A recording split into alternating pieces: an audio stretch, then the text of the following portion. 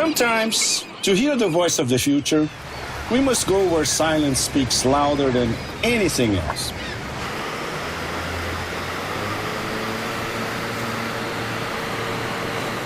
So here we are, at the end of a road that dissolves into the sea.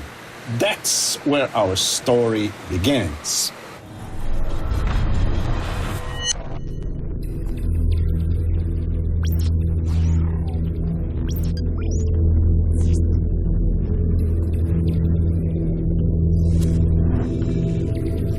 The world is like a vast canvas, invisible lines shaping the course of our destiny. Corridors, like vital arteries, connect the heartbeat of the planet. A maze of ancient routes, carrying tales of power and trade century after century.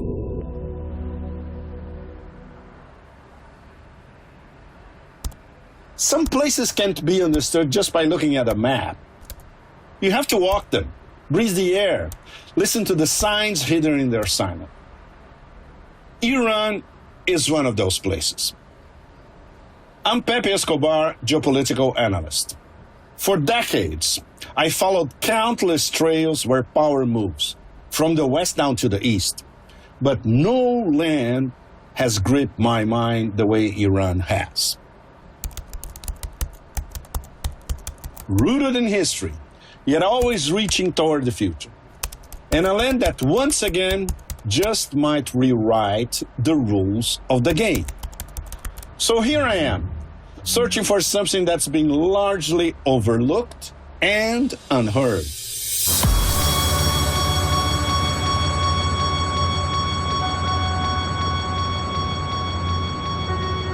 Tehran, layers and layers of time.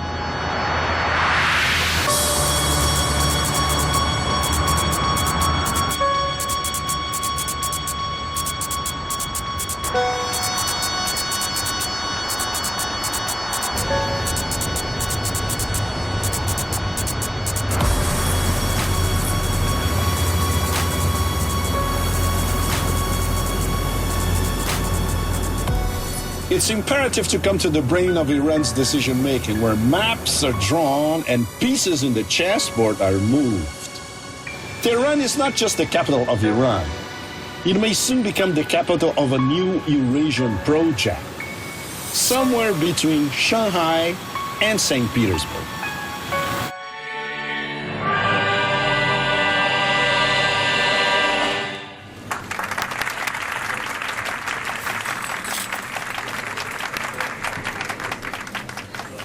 An official invitation to the Sob Film Festival brought me here.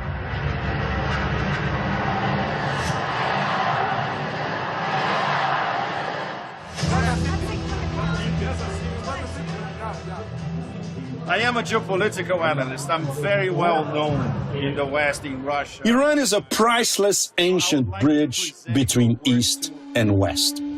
Around 2,500 years ago, the Achaemenid Empire built a royal road, a 2,500-kilometer-long route stretching from Susa to Sardis. This grand artery symbolized mastery over land routes and facilitated trade between great empires. During the Sasanian era, the Silk Road, Asia's vital lifeline, ran through the heart of where else? Iran. Caravans of silk, spices, and precious goods moved along these paths, carrying with them cultures, ideas, and civilizations.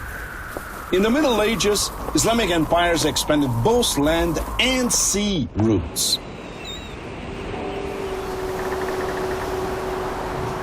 The ports of the Persian Gulf and the Sea of Oman became Iran's gateways to the world.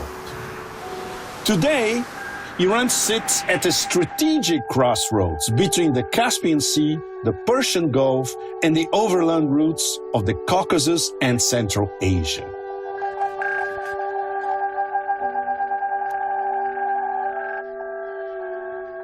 It is striving to transform the north-south and east-west corridors into powerful interconnected arteries, routes that carry not only commerce, but the shifting weight of regional and global geopolitics.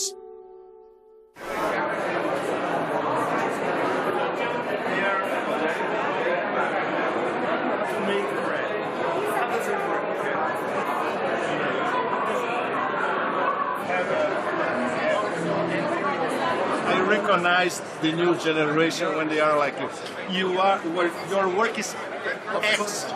Go to Qom, go to Isfahan. If you can, go to the south, go to the Persian Gulf. For quite a while, I sensed that something crucial was taking shape here. Something you can't quite see with just your eyes. So on the sidelines of the festival, I spoke with an Iranian journalist who was also attracted to the concept of the route. Not one that sees Iran as a destination, but as a connector, redefining its role as a vital link. کوریدور شمال جنوب همونجوری که مستحضر هستید کوریدور خیلی مهم و حیاتیه برای ایران و روسیه و هند. I know all this. I want to know the main challenges at the moment. وقتی که این توافقنامه امضا شد بین سه تا کشور خیلی جدیتی وجود نداشت، ولی بعد از جنگ اوکراین روس‌ها مخصوصا شخص آقای پوتین اهمیت زیادی برای این کوریدور قائل شد. الان جنگ دیگه جنگ نظامی نیست، جنگ اقتصادیه. It's an economic war. Yes. اقتصادی هم کوریدورها الان خیلی اهمیت داره. چون تا قبل از اینکه روسیه خودش تحت تحریم اروپا و آمریکا قرار بگیره خیلی ایران رو درک نمی‌کرد. الان به این درک مشترک رسیده. What is missing from the Iranian point of view in terms of infrastructure? From the Caspian crossing Iran to Bandar Abbas and Chabahar. What is missing? به این پروژه از شمال تا جنوبش تقریبا آماده است، به جز این تیکه رشت آستارا یه سری مشکلات زیست محیطی خورده سمت ایران و از طرف دیگه یه مقدار با توجه اینکه از وسط جنگل و کنار دریا میگذره یک سری مشکلات مالکیتی اشخاص هم هست و حالا داره اتفاقات میفته، ولی خب متاسفانه کنده با توجه به این کوریدورهای رقیبی که هستن با سرعت دارن میرن جلو. این خیلی عقبه. And the geopolitical story which is much bigger because it bypasses the West completely. این دو تا کشور با توجه به توانمندی‌ها و پتانسیل هایی که دارن اگه کنار هم قرار بگیرن، اصلا با این توافقنامه جامع راهبردی هم که امضا کردن They have to up their game. Yes. آره این خیلی میتونه کمک کنه. به نظر من اگه این جدیت با همین سرعت بره تو 5 سال آینده میتونه خیلی نتایج ملموسی برای هم دو تا کشور هم جهان داشته باشه. Thank you, Ahmad. That was very good. خیلی لذت I am a بردم. bit sad because it's much more complicated than I thought. ولی منم خوشحال شدم. A little later, I was introduced to Dr. Hassan Abedini, a media and policy analyst. Salam.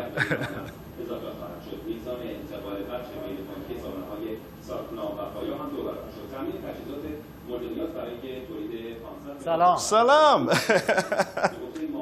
حال شما. Very nice to meet you. Thank you very much. Thank you for receiving me. مسیری است که یک قدمت تاریخی داره که شاید صدها سال قبل تحت عنوان جاده ابریشم شناخته میشه. اگر ما این رو بپذیریم که در دهه سوم قرن 21 قدرت از غرب به شرق منتقل بشه، حتما کشورهایی مثل ایران، چین، روسیه و هند از یک جایگاه کانونی برخوردار خواهند شد. موضوع دالان جنوب شمال که هند، ایران و روسیه رو در بر میگیره هم میتونه کوتاه‌ترین، اقتصادی ترین و در عین حال امن‌ترین مسیر برای انتقال کالا و حتی مسافر باشه. What's missing? What's the major problem for Iran in terms of finishing infrastructure and logistics from the Caspian to Chabahar and Bandar Abbas? دو تا موضوع امسال در دستور کار کشور قرار گرفته، نه فقط دولت.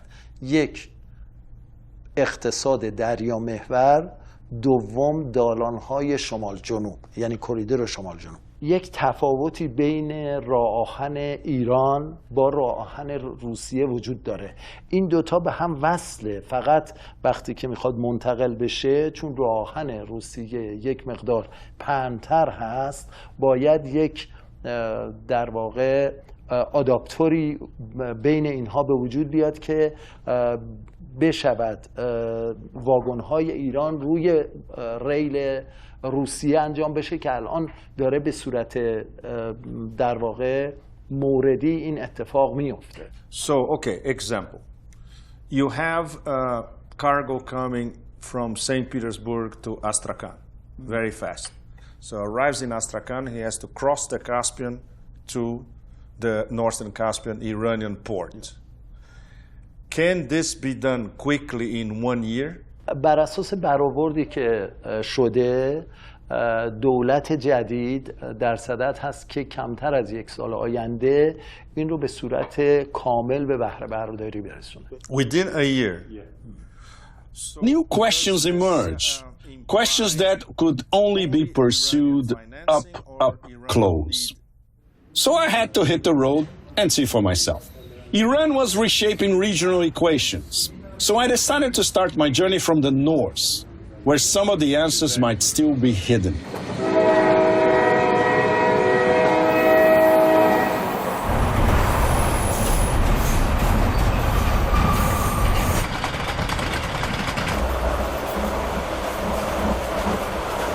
Rails emerged from the mountains, cutting into the green heart of the north.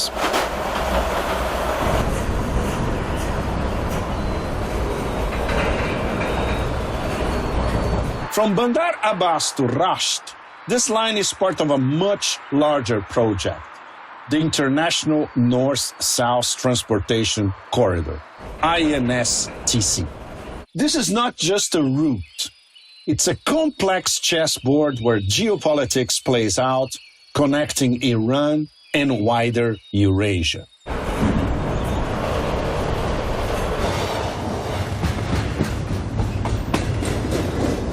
Here, through mist and forests, Iran reaches the Caspian Sea. The north is way more than a border. It's a vital gateway. Iran, Russia, the Caucasus, Central Asia, they all come together in one single frame. Ports like Anzali and Amirabad are Iran's twin arms in the Caspian. With a combined capacity of over 10 million tons annually, these ports serve as the lifeline for landlocked countries. Kazakhstan, Russia, Turkmenistan, they all watch these lines closely. Here in Astara, Iran's rail network connects to the Caucasus. Goods travel from St. Petersburg to Bandar Abbas in just 20 days, half the time of the classic Suez Canal route, and at a fraction of the cost. Last year alone, over 12 million tons of cargo crossed Iran's northern borders. 80% of Caspian Sea trade passes through Iran. Routes once overlooked have now become the pulse of modern global trade. The North-South corridor is not just a passway, it's a battleground. Iran is no longer just a transit country. It has become a player, a route designer, an indispensable partner in shaping the future order of Eurasia.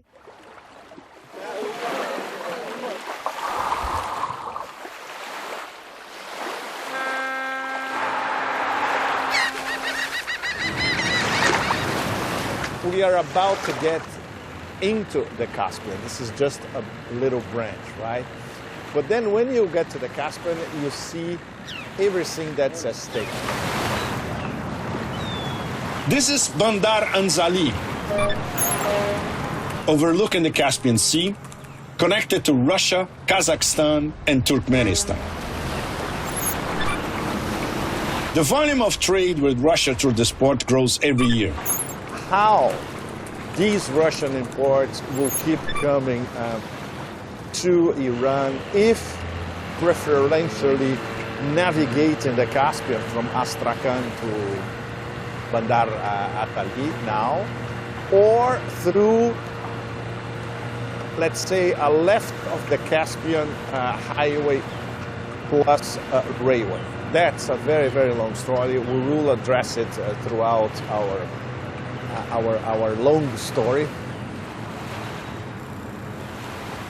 What stands out most in Anzali is the paradox between vast potential and some serious infrastructure limitations.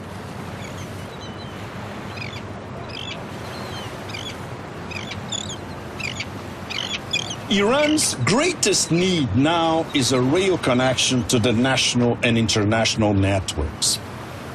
Not merely to ease exports, but to secure its geopolitical position on the Eurasian highway. This port needs expansion, number one, very, very important. Number two, does Iran have enough cargo boats, considering exports from Russia might skyrocket in the near future when the corridor will be fully functional? Nobody has this answer so far. To find the answer, I sought out someone who has stood at the heart of Iran's border trade for years. بیش از 80% تجارت دنیا از مسیر دریایی شکل میگیره چون ارزان‌تره، ولی مسیر دریایی همواره سریعتر نیست.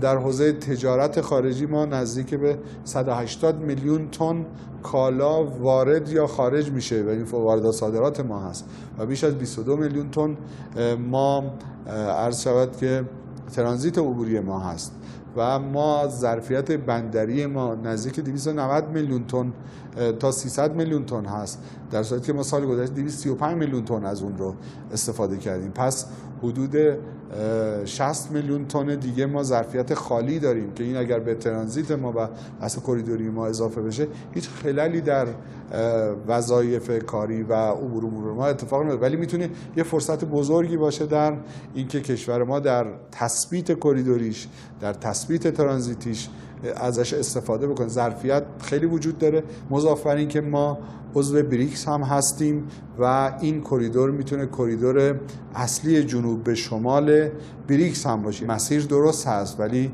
مسیر کامل نیست. بحث راهن آستارا به انزلی هست که با وجود اینکه راهن قزوین رشت کامل شده ولی این ظرفیت هنوز کامل نشده و درسته بر اساس تعهدات روس‌ها باید اون هم اتفاق بیفته ولی هنوز به سرانجام نرسیده و اون یه باگ و یک فاصله ای هست که اگر اون هم پر بشه میتونه این مخصوصا کریدور جنوب به شمال رو بهش ارزان بودن رو و سریع بودن رو در کنار امن بودن و کوتاه بودن این مزیت‌ها رو بهش اضافه بکنه. Well, our story gets much more complicated. You see this beautiful railway here. It starts down there in Bandar Abbas in the south. It crosses Iran for over 1,500 kilometers. And guess what happens, let's say around from 5 to 7 kilometers from where we are at the moment. It stops, just like that. No more railway. And it's crazy because we are very close to the Caspian Sea. So this is one of the major logistical problems of the international north-south transportation corridor. You have to build the rest of the railway, of course, to a Caspian Sea port.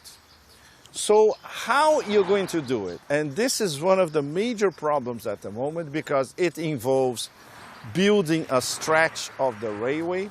Who's going to finance it? A line rising from the heart of the Persian Gulf pauses at the edge of the Caspian Sea, as if awaiting a momentous decision. In May 2023, that wait came to an end.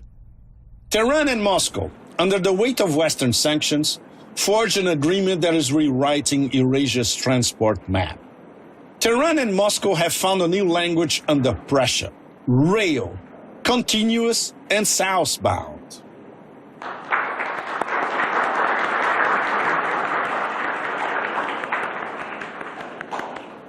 Russia is investing 1.3 billion euros to build a 162-kilometer-long Rasht-Astara rail line, a crucial link in a chain that starts in Mumbai, passes through Chabahar and Bandar Abbas, and reaches here at Astara, when Iran's border meets the Caucasus Railway. So this is no longer just a railway project. It's a new geography of power. I met with Mr. Mostafa Agdam, a rail transport expert and freight forwarder for international corridors. He had a different perspective on the future of these routes. فدراتیو روسیه سالیانه یک چیزی حدود 1 میلیارد تن ترنوول به اصطلاح خدمتتون عرض کنم لوجستیکیش است. معادن زغال سنگ روسیه واقع شده در گزباش. Products apart from coal. محصولات کشاورزی روسیه که سالیانه 125 میلیون توناژ تولید غلات و حبوب به اصطلاح غلاتش است، مثل شامل ذرت و جو و گندم، واقع شده در غرب روسیه. Western Russia, yes. که نزدیکترین راههای خروجیش به اصطلاح از طریق دریای سیاه یا از به اصطلاح سمت خلیج فنلاند هستش. محصولات به اصطلاح خدمت عرض کنم مواد اولیه‌ای مثل چوب، مثل آهن‌آلات که در سیبری و خدمت عرض کنم شمال روسیه واقع شده، برای صادرات از سن پترزبورگ یا از دریای ژاپن به اصطلاح. خب عملاً مرکز روسیه تا رسیدن به بنادر خودش در به اصطلاح شرق و غربش حدود 7000 کیلومتر باید این مسیر رو طی کنه. 9.5 hours by plane. I do it all the time. Moscow, Vladivostok. بله ولادیوستوک و اینا. خب عملاً حساب بزنید که کشور ایران جایی واقع شده که برای رسیدن مثلا از مسیر سیبری بخوایم حساب بزنیم از کارخونه‌های سیبور، از گزباش، از کارخونه‌های تولیدات چوب، نزدیکترین مسیر سیرش برای رسیدن به هند، برای رسیدن به کشور سعودی، برای کشورهای به اصطلاح مثل مصر، نزدیکترین مسیرشون به قول گفتنی از طریق بندر عباس هست. نه صرفا بندر عباس، حتی چابهار. امروزه حساب بزنید از هندوستان موز یا انگور داره توی یک مسیر 20 روزه 25 روزه از طریق دریای سیاه میادش به نوارسیس. It's a very long way. It's a very long way. در صورت که این محصول اگر به خدمت کنم بندر عباس بیادش توی مسیر بندر عباس ما از بندر عباس از طریق تراک، از طریق حمل و نقل به اصطلاح جاده‌ای ما اینو 5 روزه میرسونیم به مسکو. پس یه نتیجه خیلی راحت که گرفتیم این بود که محصولات کشاورزی هند فریش یا محصولات صنعتی یا هر محصولی حساب کنید، شما برای رسیدن به روسیه، برای بازار روسیه، برای هلسینکی، در فنلاند، هر مسیری که برید سن پترزبورگ، برید نوارسیسکی، برید به اصطلاح خدمت‌ها از کنم توی ناخودکایا، هر مسیری رو برید، این برای رسیدن به مرکز روسیه دوباره مجددا از دریا، از پیریبالتیک دوباره مثلا باید 4000 کیلومتر بیای اینجا، 3000 کیلومتر بیای اینجا، الان 3000 خورده کیلومتر، 2700 کیلومتر اینجاست، اینجا مثلا 8000 کیلومتره. So basically what he's saying is that the best route is this one, Iran and through Kazakhstan. Yes. Right? So this trajectory is not very well planned in the end.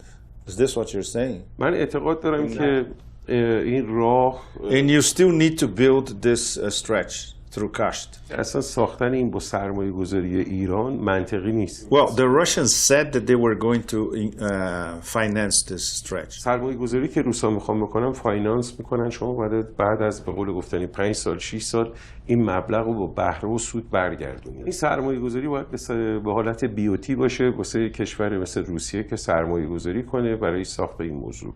سرمایه گذاری یک کشور خارجی به شرط بهره برداری از اون مسیر. بیزینس، تجارت، لوجستیک چیزی نیستش که دولت‌ها دستور بدن شما باید از این مسیر برید و $100 هزینه کنید. وقتی که از اینجا بار میخواد بیادش تا اینجا $100 هزینه داره، $50 هزینه داره، در صورت که از این مسیر بیادش $50 داره، خب یک تاجر هم زمانش و هم قیمت براش میصرفه که از این مسیر بیاد. مهمترین چیزی که چین ساخته ریل کریدور CP China, Pakistan. China-Pakistan economic corridor. Yes. Yeah. این کریدور یک کریدوری که آینده لوجستیک منطقه رو کاملا مدیریت خواهد کرد. من آینده به اصطلاح کریدورها رو صرفاً از ایران میبینم، چرا که امروز چین از مرزهایی که ورود میکنه یک کشور، دو کشور، سه کشور رو باید به سه کشور و 4 کشور رو باید ببینه و هر جایی که کانتاکت داره، یعنی اینجا که میرسه باید ریلاش، چرخاش عوض شه، یعنی تعویض بوژی کنه. Yes, but if China uses Iran, same thing in the Iran-Turkey border. No, they don't have to change in the Iran-Turkey border. دقیقاً. ما میگیم که ما اینو میگیم چین، پاکستان، ایران و ترکیه. ریلش، صنعت ریلیش ما UIC هستیم. So that's it. Pakistan, Iran, Turkey. Yeah. Perfect. Yes. و میرسه به اروپا. آینده ایرانه. آینده ایرانه. تمام این کریدورها. Because they all pass through Iran, of course. Here we have the junction of this, I would say, this complex of roads coming from southern Russia, crossing Kazakhstan, crossing Turkmenistan, arriving in North Iran, and then from North Iran to Tehran, and then joining our corridor where we are exactly at this moment over here. And then we continue all the way to Bandar Abbas, or later on to Chabahar as well. But that's all another long story. And of course, from Bandar Abbas to Mumbai, we can call it a sort of Indian Ocean Silk Road. It's cargo straight from Bandar Abbas in Mumbai and vice versa, which is going to be a very, very busy road from now on, maritime road from now on. So this gives to all of you an idea of how important is the corridor, even if they choose, let's say, the left-hand side road or the right side road crossing 3 countries and then arriving to Iran. But it's very important because it's the only north-south corridor across Eurasia. Everything else that we have is horizontal.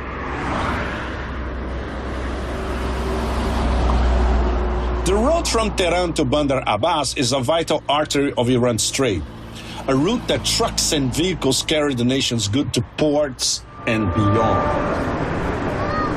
Sacred Qom is not just a religious center. It's a point through which the arteries of Iran's economy and trade flow.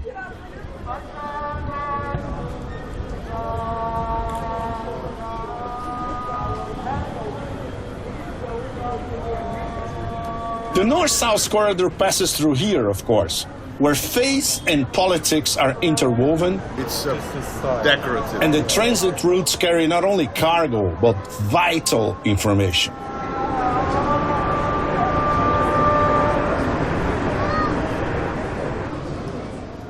Qom is a reminder that Iran cannot be measured by economic geography alone.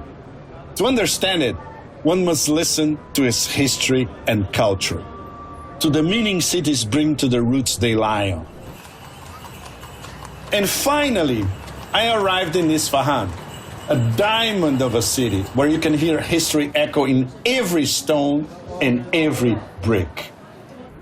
The North-South corridor cuts through the eastern part of what is in fact a vast province, passing through the ancient town of Nain, with roads and railway lines flowing like lifeblood through its landscape.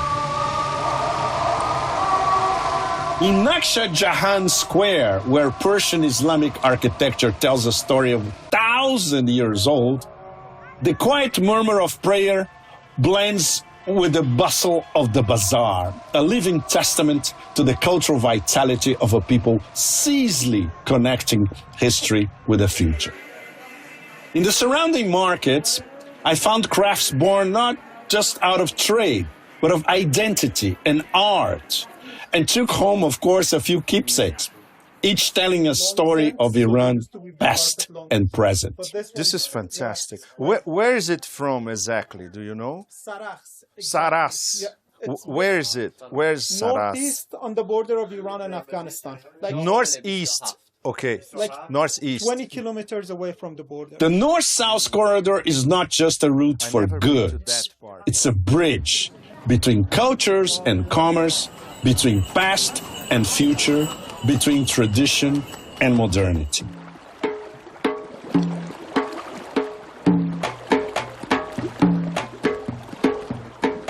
Bandar Abbas smells of salt and trade.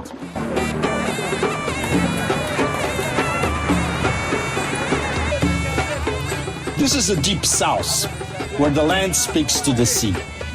I pass through fish markets and aging warehouses, through sun-weathered faces and soaked shoes, drawn toward the very pulse of the corridor. Here, in the heart of the city, the North-South corridor reaches its end. Well, not really. Actually, a new beginning. Right there is Hormuz Island, also known as the Red Island. And way, way, way back, 39 kilometers, is the Strait of Hormuz.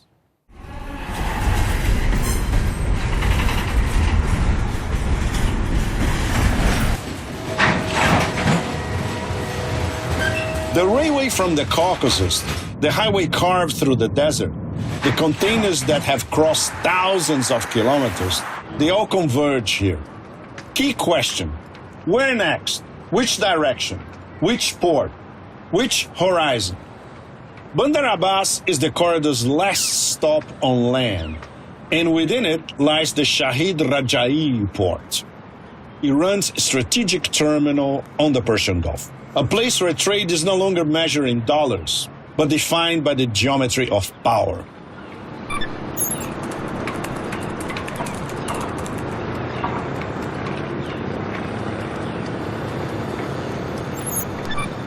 This is where global commerce arrives in Iran and departs from Iran as well. We can say Bandar Abbas is an essential node of a maritime Silk Road.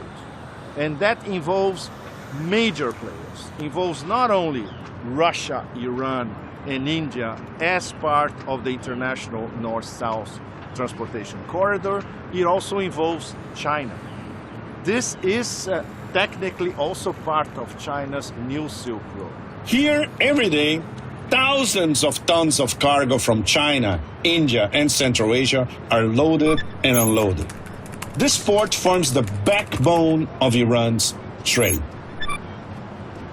And now, welcome to the West Asia Express.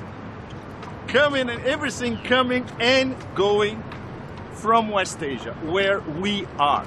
Bye-bye Middle East, doesn't exist. This is West Asia.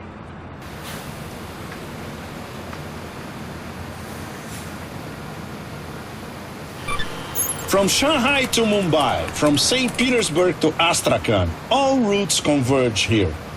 A key artery for strategic goods, raw materials, industrial equipment, and economic dreams. This control tower is the real deal. It controls everything that's happening inside this gigantic port complex, but also in the province of Hormuz, all the way to the Strait of Hormuz. So let's call it the strategic tower. That's what it is. In this new era, the geography of power is drawn not with armies, but with railways, containers, and ports. Shahid Raja'i is not the final stop of the North-South corridor. It is the beginning of a future where Iran is not just a path, but a destination. So this is, let's say, the hot part of the Persian Gulf. And at the same time, it's very important because it's a trade center. It's the key node in Iran for the international North-South transportation corridor.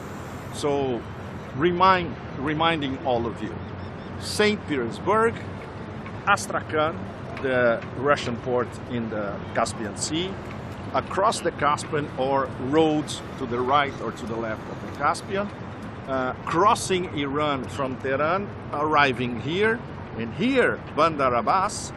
From here, he can go to Mumbai, or he can go to China as well. He can go to all parts of Asia from here. That's why this port complex is so important, and it's going to be one of the absolute musts in terms of the International North-South Transportation Corridor being viable within the next few years, with all the challenges involved, of course. But there's a strong possibility that the corridor will be fully operational before the end of this decade. And of course, auspiciously, maybe in the next 2 to 3 years. So we are right at the center of the action in West Asia. It's fascinating because there's a lot of those containers. They are from a firm called West Asia Transportation. So the terminology itself speaks.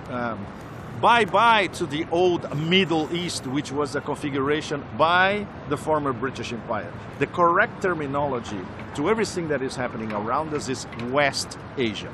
And Iran is the main player in West Asia.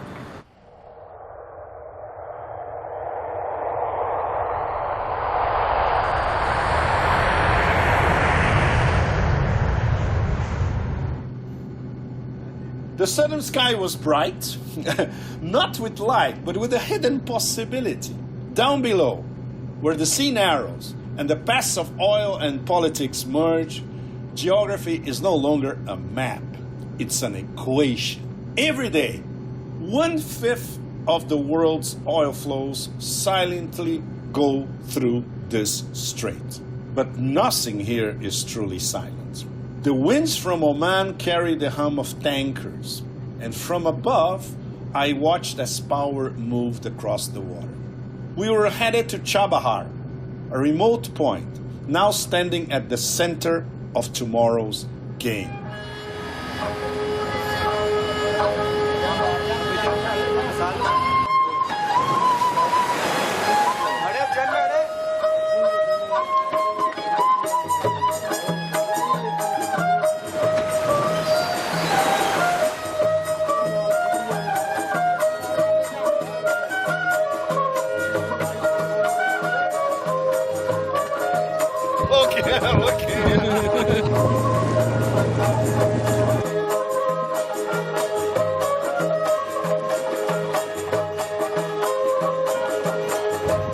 I arrived in Chabahar, a strategic port in southeastern Iran, where the land sinks into endless blue and the future crashes against the shores with every wave. Along the coastal road, mountains changed their faces, as if I had entered another world, Martian, silent, and yet alive. The Martian mountains of Chabahar, from a time long gone, from a land that seems to have always been a passage. Mountains that could have leapt from the dreams of a surrealist painter.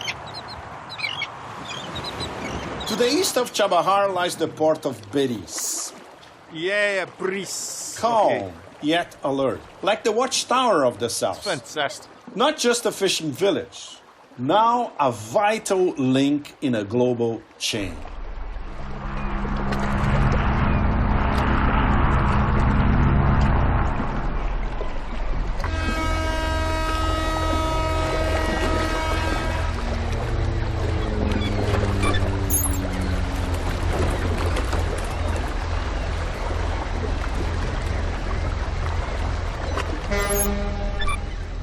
با توجه به موقعیت جغرافیایی بندر چابهار در جنوب شرق ایران و در مجاورت دریای عمان و در نزدیکی اقیانوس هند به عنوان تنها بندر اقیانوسی ایران که در مسیر کوریدورهای شمال جنوب شرق به غرب مسیر اقتصادی چین، پاکستان، موسوم به سیپک، ترانس افغانستان، کوریدور جنوبی آسیا قرار گرفته، ظرفیت‌های بی‌بدیلی رو در حوزه لوجستیک و زنجیره تأمین کالا در حوزه واردات، صادرات مجدد، ترانشیپ و ترانزیت کالا برای کشور ایران و کشورهای همجوار و همسایه ایجاد کرده.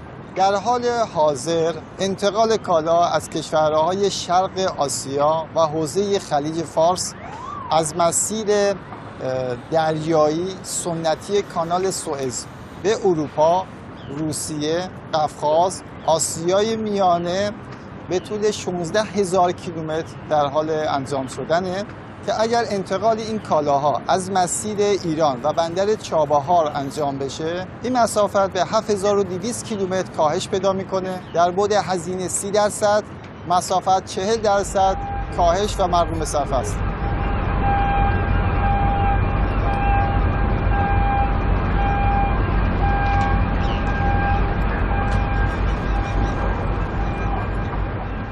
As you may see, there is a facility to accept the different type of ships, container ship. And it's a deep water port. Yes, right? of course, more Yes. than 16-meter depth 16, is here. yeah, So, excellent. so very big vessels are able to come here to berth and have the operation for cargo discharge, cargo load, and then departure to the other places. So it is correct to define Chabahar as the maritime capital of Iran. It's not a hyperbolic.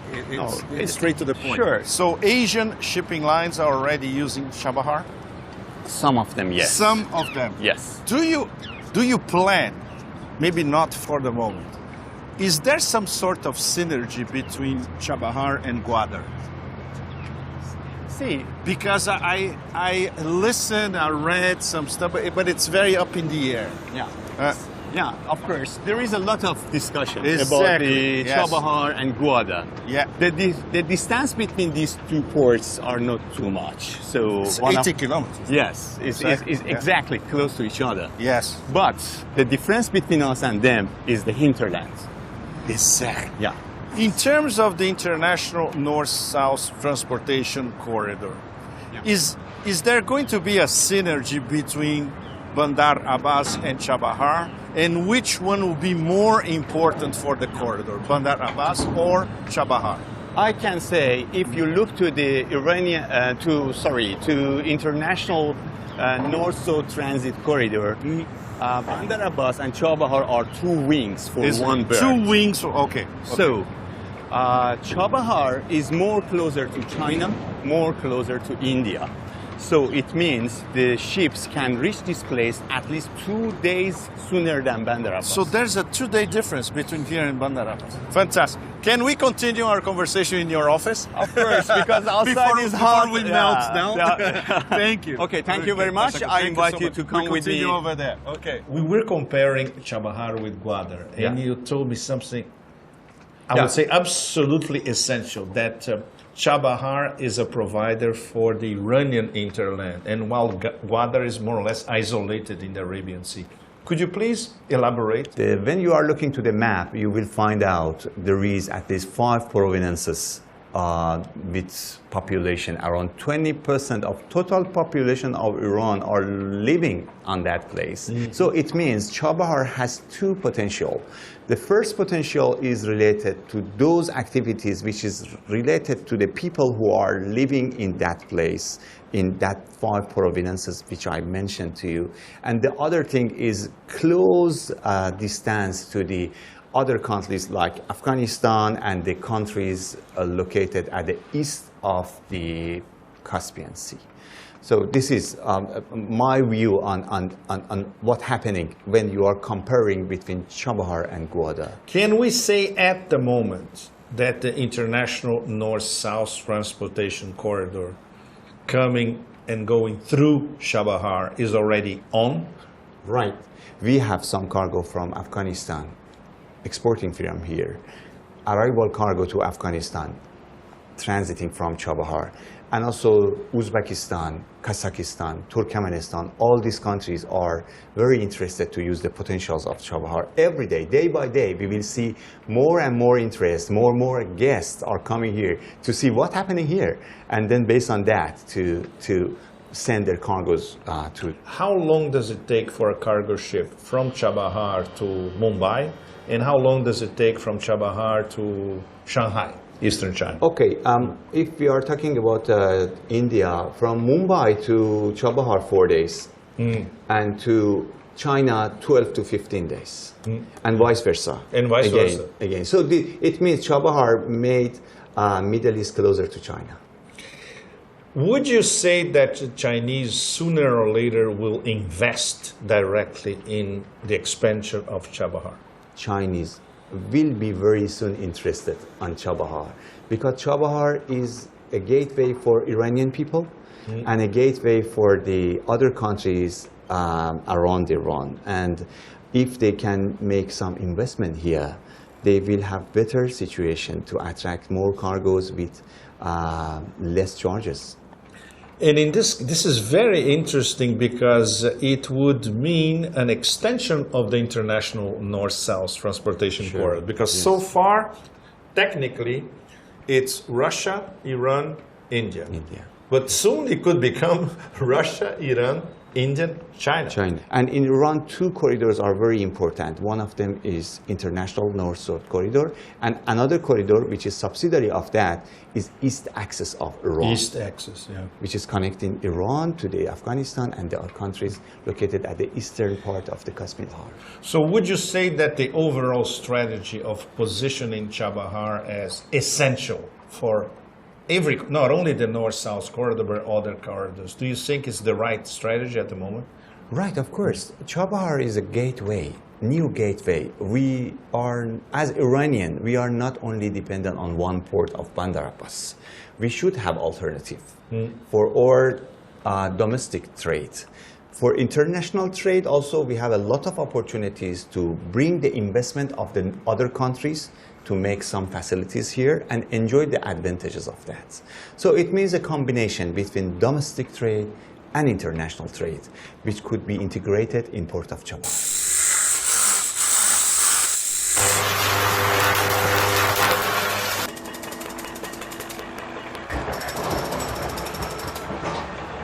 Chabahar. This is how you build a railway from scratch. Chabahar to Zahedan is part of the Indian Silk Road, because what comes from Mumbai and arrives in Chabahar, for instance, take the railway to Zahedan and you are in the Afghan border. And from there, everything can go to Afghanistan and can go to Afghanistan and Central Asia at the same time. So the claim that Chabahar is the maritime capital of Iran is absolutely correct. And it's being built right at this minute. And in the end, I met with Mr. Arbabi, a man who spoke of a greater map.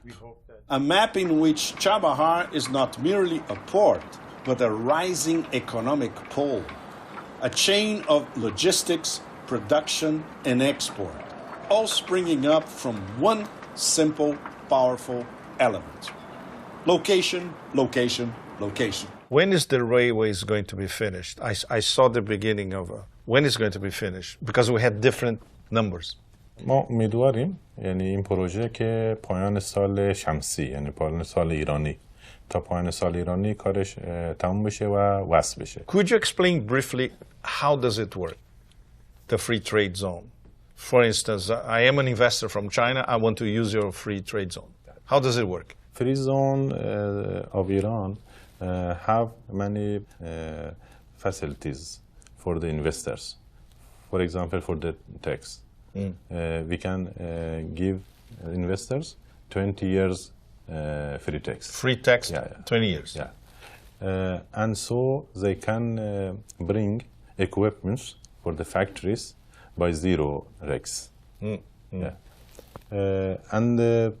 So we can give them land for the build of the factories by very easy process. How do you see Chabahar 5 years from now? I'm sure after 5 years, we have many products to export, will be ready to export, for example, for China, for India, for other countries. Excellent. And so we are trying to get a relation between Iran and Pakistan in the Ramadan border, and so get a relation between Ramadan to CPEC, China and Pakistan Economic Corridor.